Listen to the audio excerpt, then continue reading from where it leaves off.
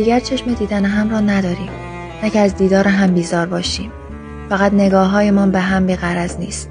انگار هر بار که به هم میرسیم پشت لبخندها و چه خبرهایمان، چشممان دارد آرام آرام زندگی طرف مقابل را با خطکش زندگی خودمان اندازه میزند.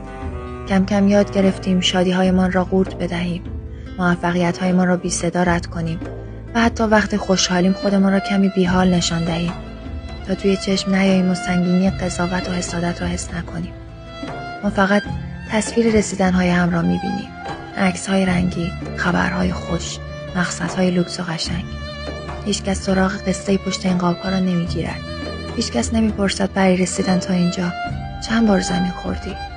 چند شب را با چشمای خیس به صبح رساندی؟ چند شب را بیخوابی کشیدی و چند جنگ بی صدا با خودت داشتی؟ چند بار انقدر خسته شدی که یک تار مو با بریدن فاصله داشتی؟ همه چیز شده یک رقابت خاموش. وقتی موفق میشوی در ذهنشان متر میگذارند که ببینن جلوتر هستی یا عقب‌تر. به جای تحسین دنبال بهانه‌ای میگردند که موفقیتت را کوچک کنند.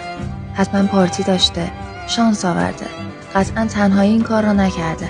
اما وقتی نوبت خودشان میشود، کوچکترین قدم‌هایشان را بزرگ نشان میدهند و اینطور آرام آرام بی صدا در مغزمان با حساب و کتاب از هم فاصله میگیریم. یک روز میبینی وسط شلوغ‌ترین جمع‌های دوستانت با نگاهی که بیشتر از دوستی طعنه در خود دارد هم را میبینیم و قضاوت میکنیم.